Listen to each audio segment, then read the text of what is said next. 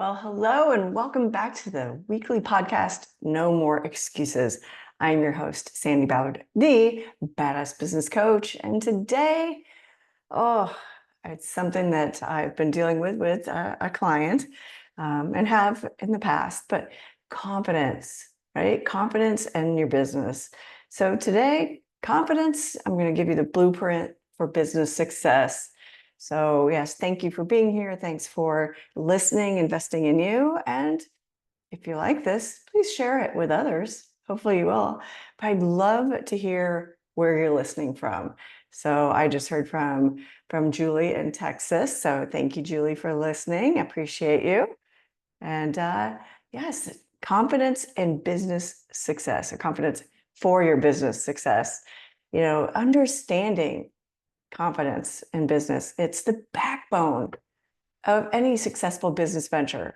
It's not just about believing in yourself, but also projecting that belief to others. Yes, there's this little fake it till you make it concept. You know, some people think it can work, others don't. I'm a Libra. Sometimes I'm on the fence about things. I think there's that confidence that can get you through that. But are you really there? Are you really making it yet? Right? But as long as you have the confidence, you can exude that energy out. And, you know, you may not be exactly where you thought you'd be or wanted to be. So it's not really faking it, but you're just putting that positive, confident energy out there, right? And like I said, it's not just about believing in you, but projecting that to others, to clients, to partners, your team. Without confidence, even the best business is gonna falter. It's gonna go off track and probably fail. And I've seen that. Unfortunately, I've had that happen with a client of mine years ago. And you know, it really kind of stung that I couldn't help her work through that confidence to stay in business and to keep her business going. But as my mentor says, Sandi, you can't want it more than them, and you can't help everyone, right? So now it's time I want you to start building that confidence. Even if you think you're confident, which I think I'm pretty confident, it's good to check on it, because there are days that are going to be shit days, and it's going to really just tag your confidence, right? And there's going to be days where you're like, man, this is amazing. I'm a rock star. I'm confident as hell. So thinking through this like blueprint, knowing that knowledge is power. Actionable tip: invest time in learning about your industry, your market trends, competitors. I try to get you or my clients to not focus too much on the competitors, because the only real competitor is who's in the mirror, right? However, you've got to see, I guess, just at least know who's out there, right? The more you know, the more confident you'll feel. And also, you can do some collaboration with competitors. I'm getting ready to do an event with a career coach who kind of, you know, dips his toe into the business coaching part, but it's more of with confidence, goal setting, and things like that within their career. They're not usually the business owner, but we still, you know, so there's a little bit of overlap. But, you know, we met at a networking event and we're doing that. So take a look at what's out there. So, you know, attend workshops, read books, subscribe to industry journals. Knowledge empowers you to make informed decisions and speak with authority, right? All right, step number 2, small wins matter, right? Actionable tip: set small achievable goals. You know this. And celebrate every success, no matter how minor. So many times I'm talking to a client, or not a client, just somebody, and they're just like, oh, well, you know, all I did was this. All I got this quarter was one new client, or, you know, lost 1 pound. But it's something you did that is going in the right direction. You know, so your goal is to gain more clients. Start by aiming to secure one. Just one is fine. Get there and see that progress, and it will help build that confidence in you. Each win helps motivate you to aim higher. All right. And step 3, embrace failure as a learning opportunity. Yes. Oh my gosh. We've heard fail forward, failing is learning opportunities, all the cliches and quotes and things like that. And it's true. Because how do you know? You don't know unless you fuck some shit up, right? Make some bad decisions, but at least you're going for it. At least you're doing something. So my tip is to reframe those failures as learning experiences. Each setback is a step closer to success because you're going to, look at things differently, go in a different direction, quit hitting your head against a brick wall, right? Analyze what went wrong, learn from it, apply those lessons moving forward. This resilience builds confidence over time. And I talk about this all the freaking time on podcasts, on social media, with my clients, right? And another way to help build this blueprint for success is to learn how to project that confidence to others. I talked about, is it really confidence or are you faking it? But confidence isn't just an internal feeling. It's also about how you present yourself to the world. Years ago, I've shared this many, many times. I was at a women's only networking event, and I don't know, I must have been in a very confident mood that day. And I got an email later on from a young woman who was just getting out of college. And she said, I don't have it in front of me to know exactly the quote because I've kept that email, but she said, Sandi, it was great meeting you today. Your confidence was refreshing, or you have the confidence of a privileged male. It was refreshing. So yes, you can't forget that part, the privileged male, which I thought was interesting. I've had men tell me they don't think that's it was a very good thing to, or a positive thing to say, but I take it as positive because that's one thing that women and men have always differed on. Women can come out and be confident and maybe a little cocky, and we get called bitches. Men come out, chest puffed and all this confidence, and they're successful. So I think that's changed a lot over the years. But anyway, I love that quote, or I love that email that I got. So anyway, body language, yes. Tip, maintain good posture, make eye contact, and use open gestures. Like I am here, if you're watching this on the YouTube video, I am talking with my hands. So just be careful so you don't hit someone or knock something over. But, maintain good posture. I talked about this in my LinkedIn post recently, is I'm sitting up straight. I'm not even leaning against the back of my stool here. If you're standing, try to stand up straight, shoulders back. We all know this, but it's sometimes so easy to just, now I'm showing a good kind of comfortable slouchy pose, but don't, it makes you feel confident. It makes you feel more engaged, and you look a little more professional than slouching and, just chilling with your hand on your chin on your hand, right? So when you're presenting a business idea, or you're speaking at a conference or at a networking event where you get like 20 to 30 seconds, stand tall, look at your audience, look around as well, especially if you're talking to one person, look at them. If you're talking to multiple people, it's okay to look around at the audience and be present, right? It's okay to use your hands to emphasize points. You're excited. Raise your hands above your head. This nonverbal communication reinforces your verbal message. All right, number 2, effective communication, right? Speak clearly, assertively, and with conviction. Practice your pitch until it feels natural. Confidence in your delivery can convince others of your competence, your reliability, which is confidence, right? Number 3, building a support network.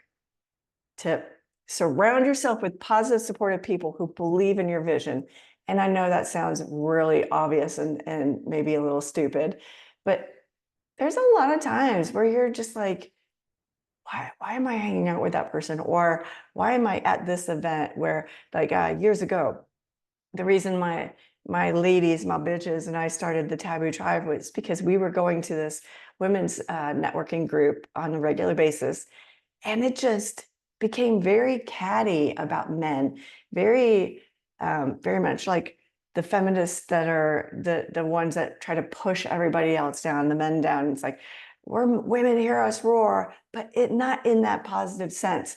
They were like the one woman who was the speaker. I've told this story before, but if you're new, she had a feminist shirt on, and I was like, this is gonna go one way or another. And unfortunately, it went the wrong way. She complained about a man who didn't shake her hand 20 years prior. So it's probably 30 years now. And she was still holding on to that. She didn't flip it and say, this is how I worked through that. This is how I showed my confidence, because I went in with a handshake, because that's what I would have done. If someone wasn't introducing me, I'd be like, hi, I'm Sandi, the badass business coach. Nice to meet you. And sometimes we all go through this. I've done this with my man Candy. We're at a friend's house or something, and we were just there Saturday, and he's like, oh shit, who is that? I'm like, shit if I know. Because we hadn't seen these people like maybe once every 2 or 3 years, right? The people we know. But it's that thing where you kind of go up and I would say something, and then instead of introducing him, he would then jump in, or I've done it too, because he can't remember the name. I'll jump in, or he'll jump in and be like, hi, I'm Tad, or hi, I'm Sandi. And it's like, you just get them to say their name. It happens, and especially if you're out networking and you see people, but sometimes you meet so many people, you can't always remember their name. So don't be afraid to play that off, okay? If you've got a wingman, wingwoman, whatever, right? It's just know going into that conversation, because that might have been why that man, her boss that was with her, didn't introduce her, because maybe he forgot the dude's name, but instead she was bitching about it 20 years later. So please, just, surround yourself with positive, supportive people. But anyway, that's why we stepped away from that group and started our own. So join business network groups, find a mentor, wingman, wingwoman, engage with like-minded people, entrepreneurs, business owners, leaders. Think about or listen to their support and feedback, and offer yours as well, because that can help bolster your confidence.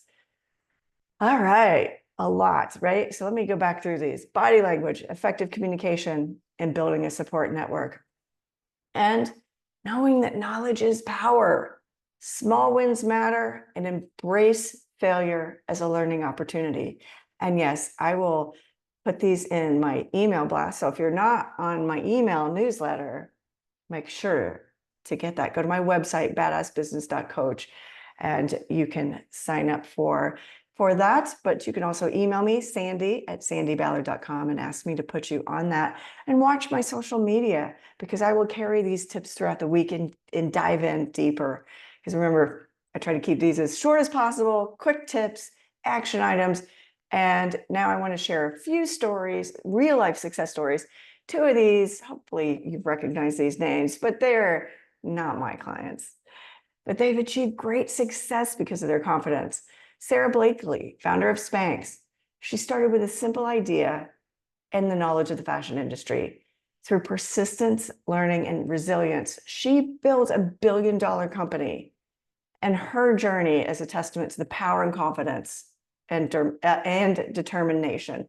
Power of confidence and determination. Sorry about that. And Branson, oh my gosh, Sir Richard Branson. He's on my list to meet.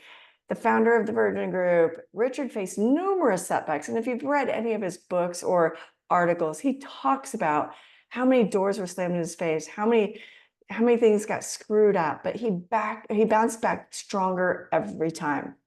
His confidence in his vision and willingness to take the risks turned Virgin into a global brand. And oh my gosh, cruise ships, airlines. I mean, it's amazing, right? And one example number 3 is actually one of my former clients. She was a great client for many years. Her name is Whitney, and she created the company, a cleaning company. Whitney overcame so many confidence issues to help her build her company. She was proud of it. She paid off debt. As she paid off her personal debt that she used to start the business, it was just seeing her light up. She started winning awards. Her business was growing. And, you know, the thing is, she listened, she stayed focused, and she kept her eyes on the prize, even with she has a husband, still has a husband. But at the time she had 2 small little babies, and doing that. And I just saw her explode with confidence and bloom and grow personally and professionally. Fortunately, unfortunately, she got an amazing offer to work at a company. So she did do that, but it was an amazing few years to work with her and just seeing her. And honestly, that confidence is what got her asked to take over this department, right? And so now it's time for you to take action. It's time for you to get off your ass and build that confidence today. Educate yourself. Dedicate time each day to learning something new about your industry. Set the small goals. Identify one small goal you can achieve this week and work towards it. Just one, just this week. And watch my social media because I want to hear from you. Practice your pitch. If you're going networking, like I have an event Wednesday and Friday. I'll spend 10 minutes daily, practicing your pitch in front of the mirror or with a friend. I usually, start practicing it on my way to the event. So I'll just roll it out and I'm driving and boom, it just starts coming out. And then I also, a little personal tip of my own, I have a couple canned 30-second pitches, right? But I walked into an event not too long ago, a luncheon, and I read the room and I switched it to the other one because I knew it was more of the business owners that had staff versus the sole proprietors. So be prepared with a couple of them, right? And like I said, network, get out and reach out to someone in your industry for coffee or to just chat, have lunch, whatever. And if they aren't a part of one and you aren't part of one, go together, right? Go out networking. I met a guy recently at a round table, and he's new to networking. He's always been in sales, but he's never really had to network because he was more internal and in management roles. And now this is new to him, and he's got a work buddy that goes with him, and it's awesome. So, all right, that was a lot. In conclusion, there's no more excuses ever, right? Remember, building a business and achieving the success starts with building your confidence. It's a journey. Like I said earlier, some days are going to suck and just put a knife in your confidence, and others are going to be amazing and lift you up and build it. And so every step you take gets you closer to your goals, and no more excuses. Start today, take action, and watch your confidence and business soar. All right. Thank you again for tuning in to No More Excuses podcast. If you found it, like I said, helpful, share it with someone. Maybe you know someone who's a little down on their confidence, feeling a little shitty about life and business. Maybe sales are down. Maybe they just don't know what to do next. Help them learn how to build their confidence. And let's make confidence our superpower and turn our dreams into reality. Until next time, stay badass. Cheers.